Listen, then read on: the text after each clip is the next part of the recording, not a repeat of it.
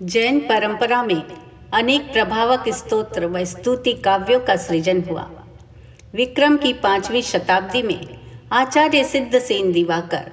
जिनको आचार्य कुमुदचंद्र के नाम से भी जाना जाता है, उन्होंने राजा विक्रमादित्य के अनुरोध पर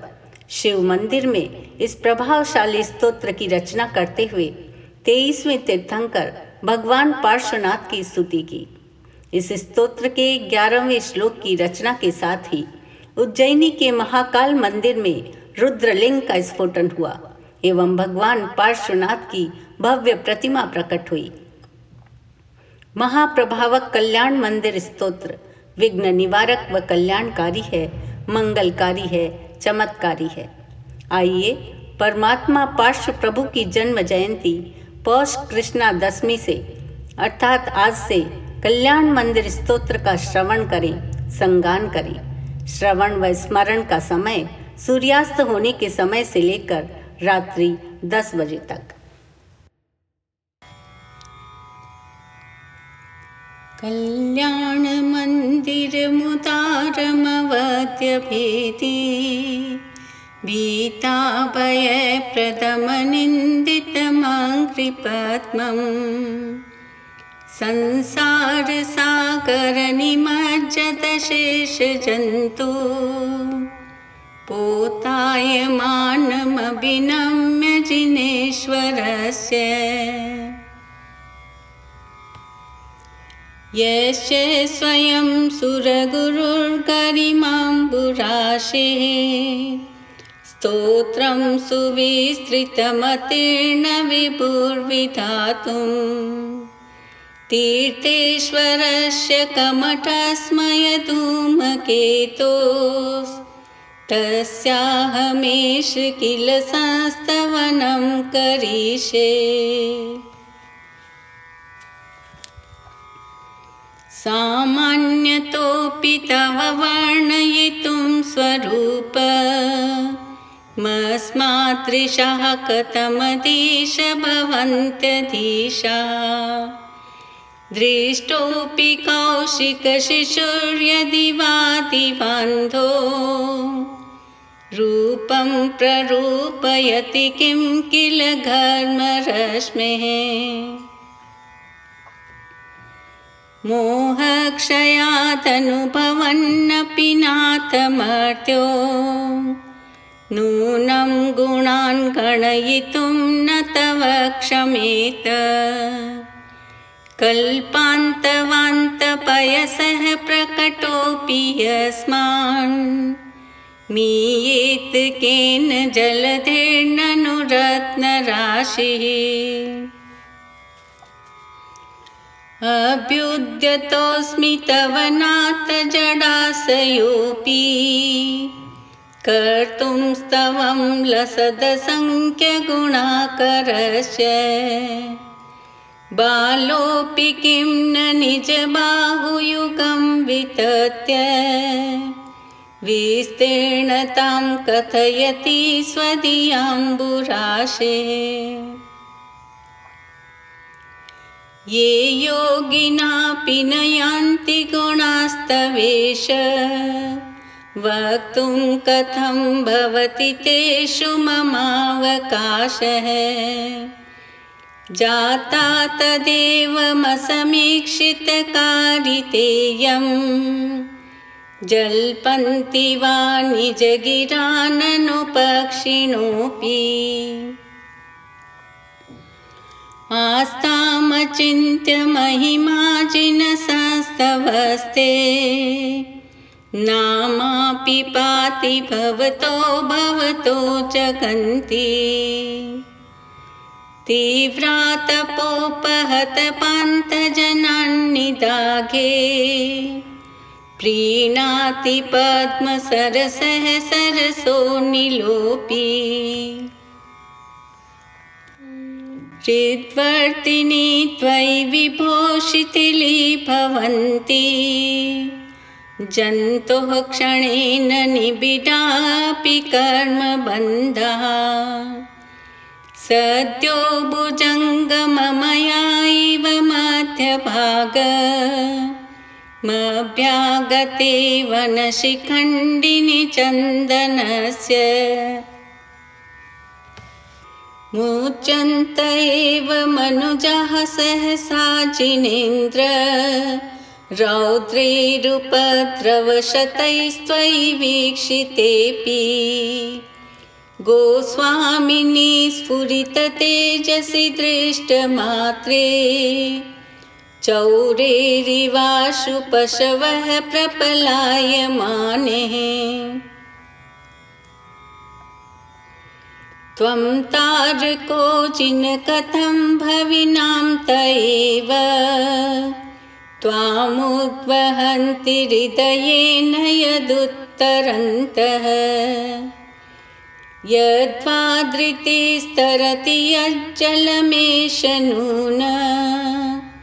मन्तर्गतस्य मरुतः स किलानुभावः यस्मिन् हरप्रभृतयोऽपि हतप्रभावः सोऽपि त्वया रतिपतिः क्षपितक्षणेन विद्यापिता हुतभुजः पयसातयेन पीतं न किं तदपि दुर्धरवाटवेन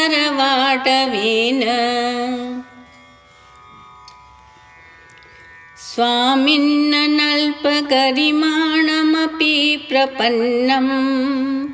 त्वां जन्तवः कथमहो हृदये दधानः जन्मोदधिं लघुतरन्त्यतिलाघवेन चिन्त्यो न हन्त महतां यदि वा प्रभावः क्रोधस्त्वया यदि विभो प्रथमं निरस्तो ध्वस्तास्तदावत् कथं किल कर्मचौरः प्लोषत्यमुत्र यदि वा शिशिरापि लोके नीलद्रुमाणि विपिनानि न किं हिमानि त्वां योगिनो जिन सदा परमात्मरूप मन्वेषयन्ति हृदयाम्बुजकोशदेशे पूतस्य निर्मलरुचैर्यदि वा किमन्य दक्षस्य सम्भविपदं ननु कर्णिकायः ध्यानाजिनेषु भवतो भविनः क्षणेन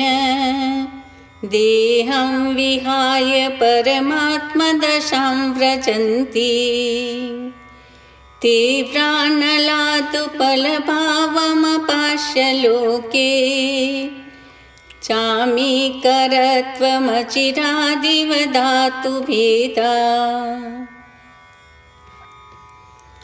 अन्तः सदैव जिनयस्य विभाव्यसे त्वं भव्ये कथं तदपि नाशयसे शरीरम् एतत् स्वरूपमथमद्य विवर्तिनो हि यद्विग्रहं प्रशमयन्ति महानुभावः आत्मा मनीषिभिरयं त्वदवेदबुद्ध्या ध्यातो जिनेन्द्र भवतीह भवत्प्रभावः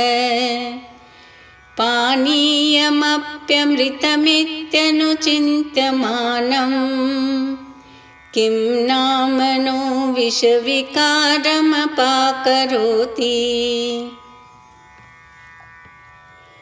त्वामेव वीततमसं परवादिनोऽपि नूनं विभो हरिहरादिधिया प्रपन्नः किं काचकामलिभिरीशसितोऽपि शङ्खो नो गृह्यते विविधवर्णविपर्ययेण धर्मोपदेशसमये सवितानुभावा दास्तां जनो भवति ते तरुरप्यशोकः अभ्युद्गते दिनपतौ समहीरुहोऽपि किं वा विबोधमुपयाति न जीवलोकः चित्रं विभो कथमवाङ्मुखवृन्तमेव विश्वक्पतत्यविरलासुरपुष्पवृष्टिः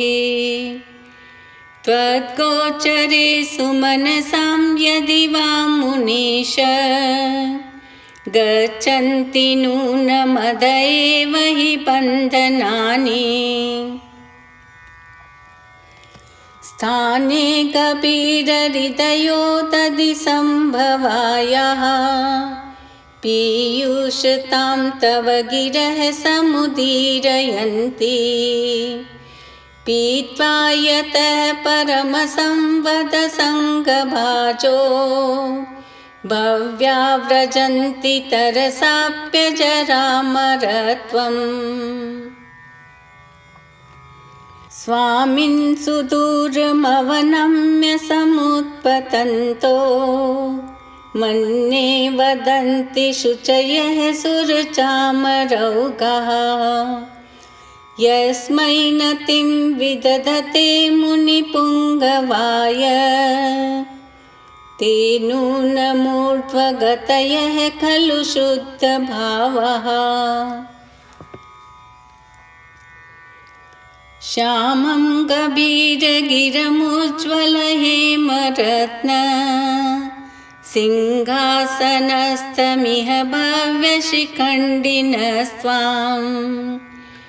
आलोकयन्ति रभसेन नदन्तमुच्चैश्चामीकराद्रिशिरसि वनवाम्बुवाहम् उद्गच्छता तव सितद्युतिमण्डलेन लुप्तच्च दच्छ विरशोकतरुर्बभूव सान्निध्यतोऽपि यदि वा तव वीतराग निरागतां व्रजति को न सचेतनोऽपि भो भो प्रमादमवधूय भजत्वमेन मागत्य निर्वृतिपुरीं प्रति सार्थवाहम् एतन्निवेदयति देव जगत्त्रयाय मन्येन तन्नभिनभः सुरदुन्दुभिस्ते उद्योतितेषु भवता भुवनेषु नाथ तारान्वितो विदुरयं विहताधिकारः मुक्ताकलापकलितोल्लसितातपत्र व्याजात्रिधा धृततनुर्ध्रुवमभ्युपेतः स्वेन प्रपूरितजगत्त्रयपिण्डितेन कान्तिप्रतापयशसामिव सञ्चयेन माणिक्यहेमरजतप्रविनिर्मितेन सालत्रयेण भगवन्नभितो विभासि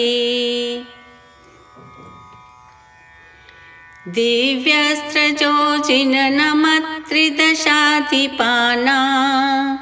मुत्सृज्य रत्नरचितानपि मौलिबन्धान् पादौ श्रयन्ति भवतो यदि वा परत्र त्वत्सङ्गमे सुमनसो न रमन्त एव त्वं नाथ जन्म जलधिर्विपराङ्मुखोऽपि यत्तारयस्य सुमतो निजपृष्ठलग्नान् युक्तं हि पार्थिव निपश्य सतस्तवैव चित्रं विभो यदसि कर्म विपाकशून्यः विश्वेश्वरोऽपि जनपालकदुर्गतस्त्वं किं वाक्षरप्रकृतिरप्यलिपिस्त्वमीश अज्ञानवत्यपि सदैव कथञ्चिदेव ज्ञानं त्वयि स्फुरति विश्वविकासहेतु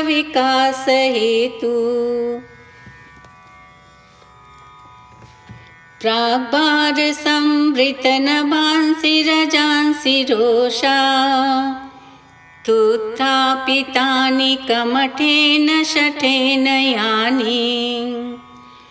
छायापितैस्तव ननाथ हता हताशो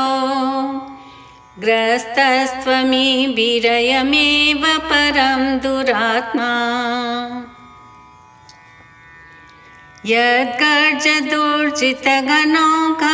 यद्गर्जदुर्जितघनौघमदभ्रभीमं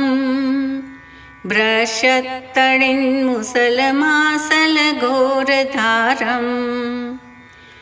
दैत्येन मुक्तमथ दुस्तरवारिदध्रे तेनैव तस्य जिनदुस्तरवारिकृत्यम् ध्वस्तोर्ध्वकेशविकृताकृतिमर्त्यमुण्ड प्रालम्बभृद्भयदवक्त्रविनिर्यदग्निः प्रेतव्रजः प्रतिभवन्तमपीडितो यः सोऽशाभवत्प्रतिभवं भवदुःखहेतुः धन्यास्त एव भुवनाधिपये त्रिसन्ध्या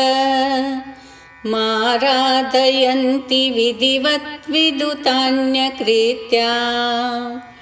भक्तोल्यसत्पुलकपक्ष्मलदेहदेशः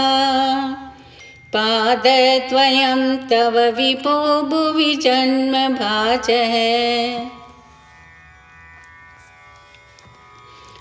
अस्मिन् पारभववारिनिधौ मुनीश मन्येन मे श्रवणगोचरतां गतोऽसि आकर्णिते तु तव गोत्रपवित्रमन्त्रे किं वा विपद्विषधरी सविधं समेति जन्मान्तरेऽपि तव पादयुगं न देव मन्ये मया महितमीहितदानदक्षम् तेनेह जन्मनि मुनीश पराभवानां जातो निकेतनमहं मतिताशयानाम् नूनं न मोहतिमिरावृतलोचनेन पूर्वं विभो सकृदपि प्रविलोकितोऽसि मर्माविदो विदुरयन्ति हि मामनर्थः प्रोद्यत्प्रबन्धगतयः कथमन्यथैते आकर्णितोऽपि महितोऽपि निरीक्षितोऽपि नूनं न चेतसि मया विधृतोऽसि भक्त्या जातोऽस्मि तेन जनबान्धव दुःखपात्रम् यस्मात् क्रियाः प्रतिफलन्ति न भावशून्या त्वं नाथ दुःखि जनवत्सल हे शरण्य कारुण्यपुण्यवसते वशिनां वरेण्य भक्त्या न ते मयि महेश दयां विधाय दुःखं कुरोद्धलन तत्परतां विधेहि निसंख्यसार शरणं शरणं शरण्य मा साध्य साधितरिपुप्रथितावदातम् त्वत्पादपङ्कजमपि प्रणिधानवन्द्यो